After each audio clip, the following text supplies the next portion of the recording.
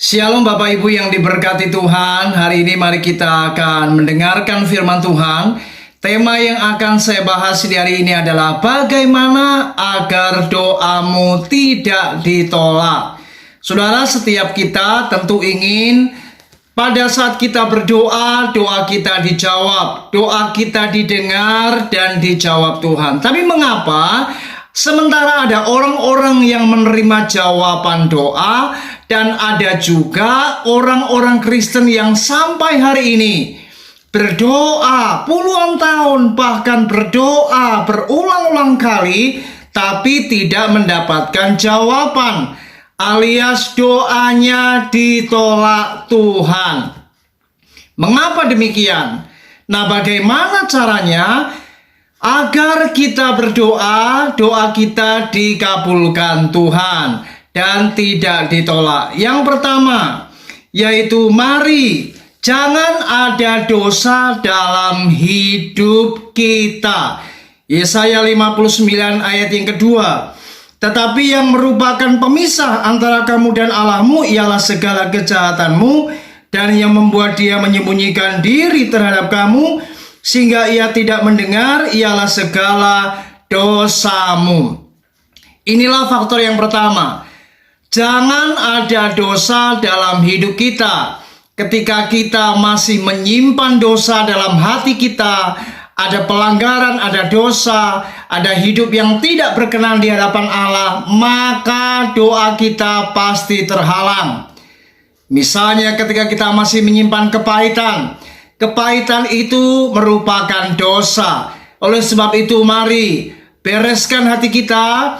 Biarlah hati kita ini benar, tidak ada kepahitan, maka doamu pasti akan didengar dan dijawab Tuhan. Yang kedua, jangan ada keinginan untuk memuaskan hawa nafsu. Yakobus pasal yang keempat, mari kita lihat ayat yang kedua sampai yang ketiga. Kamu mengingini sesuatu tetapi kamu tidak memperolehnya. Lalu kamu membunuh, kamu iri hati tetapi kamu tidak mencapai tujuanmu. Lalu kamu bertengkar dan kamu berkelahi. Kamu tidak memperoleh apa-apa karena kamu tidak berdoa. Atau kamu berdoa juga tetapi kamu tidak menerima apa-apa karena kamu salah berdoa. Sebab yang kamu minta itu hendak kamu habiskan untuk memuaskan hawa nafsumu. Saudara, inilah faktor yang kedua mengapa doa kita ditolak Tuhan. Karena apa yang kita minta itu hanya untuk memuaskan keinginan hati kita, hawa nafsu kita. Mari berdoalah sesuai apa yang menjadi kebutuhan kita, bukan apa yang menjadi keinginan atau hawa nafsu kita. Yang ketiga, yang terakhir, bagaimana agar doa kita tidak ditolak? Yaitu mari jangan ada kebimbangan dalam hati kita. Yakobus pasal yang pertama, ayat yang ketujuh, mari kita lihat. Atau kita lihat ayat yang ke-6 terlebih dahulu. Yakobus 1 ayat yang ke-6.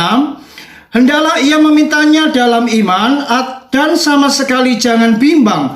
Sebab orang yang bimbang sama dengan gelombang laut yang diombang-ambingkan kian kemari oleh angin. Ayat 7. Orang yang demikian janganlah mengira bahwa ia akan menerima sesuatu dari Tuhan. Yang ketiga, jangan bimbang.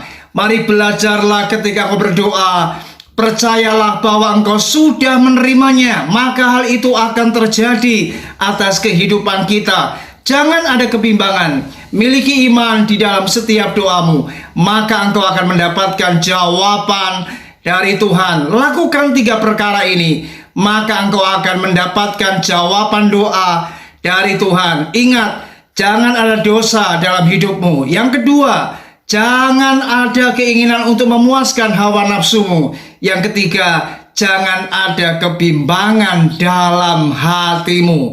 Tuhan Yesus memberkati kita. Shalom.